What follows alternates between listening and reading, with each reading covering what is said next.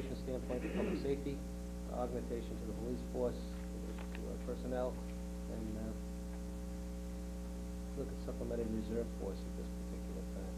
Well, And I know you're recommending the full-time officers first, but we are in a budget cycle for FY 2011. but I think, So- I don't know if maybe an argument can be made that paying our current officers time and a half as opposed to straight time on a base patrolman salary, I would think would be more cost effective, because you're only going to utilize them as you need them. Well, according to contract, Right. there are specific guidelines established by collective bargaining, but in many instances, we can't staff because they're unavailable or they've worked beyond their capacity, and so we're ordering officers over beyond their normal day, and that's just, in some instances, is dangerous. Chief, how would it work? If you need additional staffing, does it first have to go by collective bargaining to a permanent officer to fill that shift, and then you work your way down to the reserve officers? So it's not, am I correct in saying that you can't just, if you need a shift filled, call a reserve officer or That's call correct. from that list? That's correct. It goes to the full-time, of the local 25 folks, it goes to the superior officers, and then it goes to constables. That's what I'm saying is, but if we're in a situation at times where we're forcing people onto shifts, well beyond the normal work schedule or beyond their desire. I would say that, just in the past month, there's probably at least a dozen instances where if we had more active reserves, it would have been a heck of a lot easier to maintain an adequate staffing level rather than forcing people over, and it would have been extremely helpful. Would you be supportive of that approach of filling the reserve officers if you can't have the other two full-time? Well, yeah, I think the other two full-time, that's a bridge we can cross in the future, but certainly filling the one is becoming a major hurdle, and I think filling the reserves fills in the gap very nicely until we're in a financial position to address it in the future. So maybe, and again, maybe it's not the consensus of the board, but I'd like to see just some sort of a quick cost analysis as far as what it would cost to bring some reserves, whether it be 2, 3, or 6, whatever you're looking for. What we think, would there be a cost savings, and the safety issues would be. Would we be able to live within the current budget better and more safely with the reserve office? Without looking at the actual budget figures, I would say there would be a potential cost savings. I think it'd be worthwhile to look at that. I'm talking in the current fiscal year too, Mr. Chairman, not just for the next budget cycle, as we're talking until July 1st.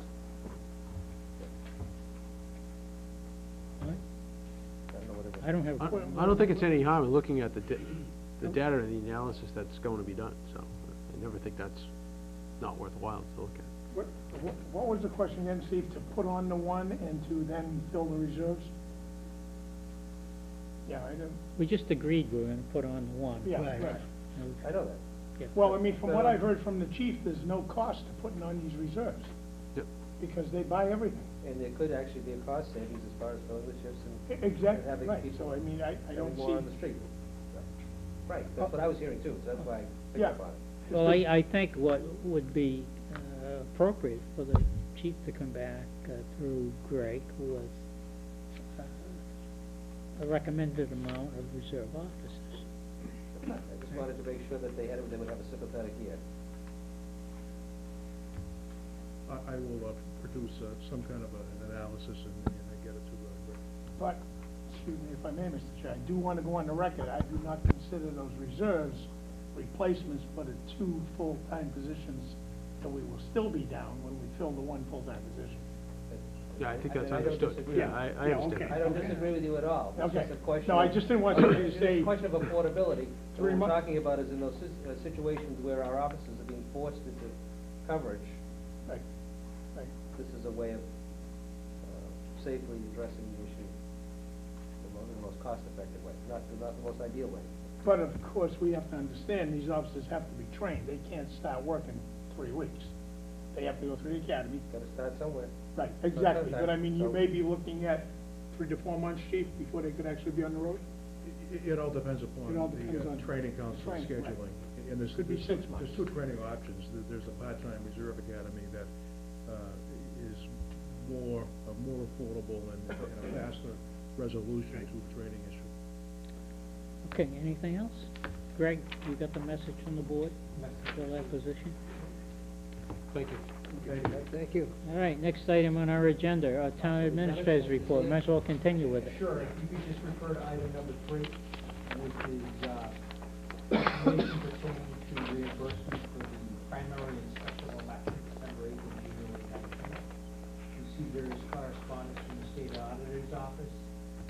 The Commonwealth has reimbursed the town partially for the cost of these elections to the tune of $3,162. In speaking with the town clerk, she had estimated that the minimum cost of running these elections, the total cost would be $20,000, which there is a funding gap. But if you do read through the state auditor's letter, he is hopeful, as well as Representative Jones and the town clerk, that the state will fulfill its funding obligations to fully fund the cost of the elections. But at this time, they have not. And should we get further in the fiscal year, and it is clear that the state will not fund this cost, then the town will be obligated to request and fund it through the reserve fund transfer request. Hopefully that proves not to be necessary. Have you flagged the FinCom on that issue? Greg, I'm just curious, on that issue. If we had not condensed, or consolidated the, voting down to, or over to St. Teresa's, don't recall, would our cost have been much higher? You still have the same number of precinct workers available in each Right, location. right. However, the number of outside details each precinct requires, a police officer detail and such. So there would likely be some additional costs if in fact the board decided not to consolidate that. I don't know who this one. I was trying to remember, I was wondering if we were saving $6,000. Well, there was an estimate back when Right. that was presented, of Right. some savings. I don't remember the details either. Minimal. So the election is tomorrow. Let's go vote. Next, Next is just an update on the cost of the November 9th special town meeting. This is the town meeting that was requested by petition. And you'll see that the cost of that is at $3,231.58. I've documented what those costs are, and that is an item that we will need to see the reserve fund transfer to reimburse the town administrative budget and the town clerk budget. okay, Mr. Chairman, you received a letter which has been copied to the board from the Mass School Building Authority. As you know, they did a feasibility study for the high school. Town officials and school officials are waiting for their information on the cost of this feasibility study and the requisite timeframe associated with the production. You do not have that. Remains to be seen whether there'll be the supplemental funding at some point. now, the sad part is we've spent, $1 million on feasibility studies to date. And now we're gonna start all over again, because I'm sure the state isn't gonna fund the program that we've already studied. Study more study. Just copy it and redate it. Wish it would Well, have. they want it, they want you to take it off the shelf. Or, I think what they'll want is, they're gonna take a look at it and they consider that these buildings need to be upgraded rather than completely renewed. Bulldozed. Who knows, yeah, who knows? Number 6 is just an update on some activity that's gonna take place at the Security Park. You see there's a notice to proceed for the installation of the subsurface septic disposal system at that location. The work is to be completed by the middle part of February. So what we'll be doing is putting in the system and putting in a concrete pad and the connections to that concrete pad. Phase 2 will be construction of a restroom facility, which will then be dropped onto the pad and bolted down. It's expected that that will be complete for the spring 2010 park reopening. And then the final phase, you'll recall that lecturing facilities and pavilion we bid out at one time, and funding for the pavilion is still being used. So those are the things that are done, but the good news is that for those who use the park and appreciate it, there will be a restroom facility that will be available there between spring and 2010. And if someone utilizes the park, some other notes I've included in here. The board does have its labor strategy session scheduled with town council December 9th. There will be an executive session meeting attached to the agenda. What I would like to do this evening is to give the board an update on some of the collective bargaining and labor issues that I had hoped to bring up tonight, but given the lateness of the hour, I would suggest that I can cover it fairly quickly in our meeting on Wednesday. I would prefer to ask you to please just address this briefly tonight.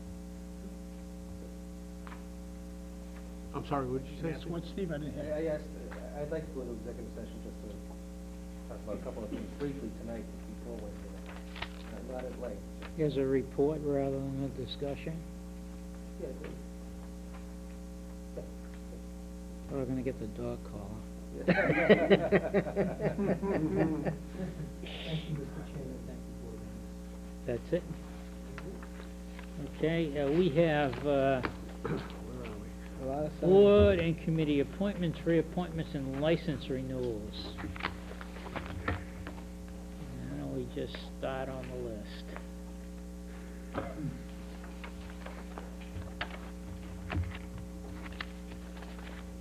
That's the you.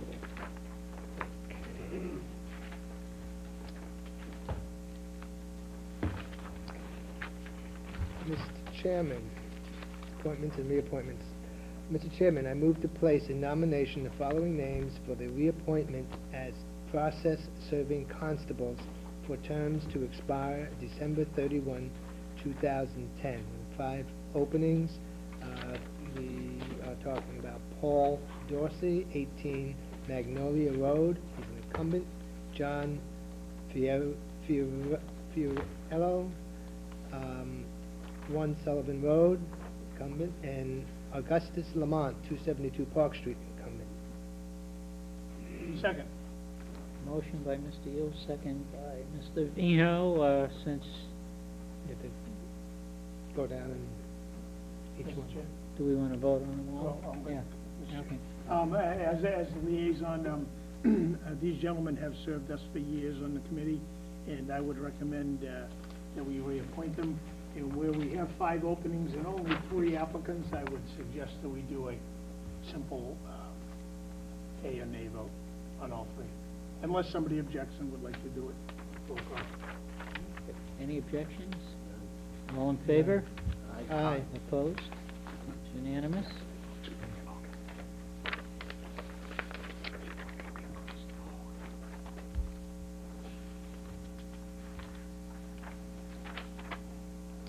Okay, Mr. Chairman, I move to place in nomination the following names for reappointment as members of the library trusts for terms to expire on December 31, 2012. There are 2 openings. I have 3 names. Karen Vital, 30 Strawberry Lane, incumbent. Sarah Ralph at 48 Lindor Road, current associate member. And Kristen Scammon at 22 Redmond Ave. Mr. Chair, as Mr. liaison, Delaney. liaison to the library trustees, I consulted with the chairperson of the library trustees, Mrs. Bailey, and I would be nominating Karen Vitale for another term as a library trustee, and also Sarah Ralph to fill a position that has become open through the resignation of David Correz, who can no longer serve based upon time, work, and family commitments.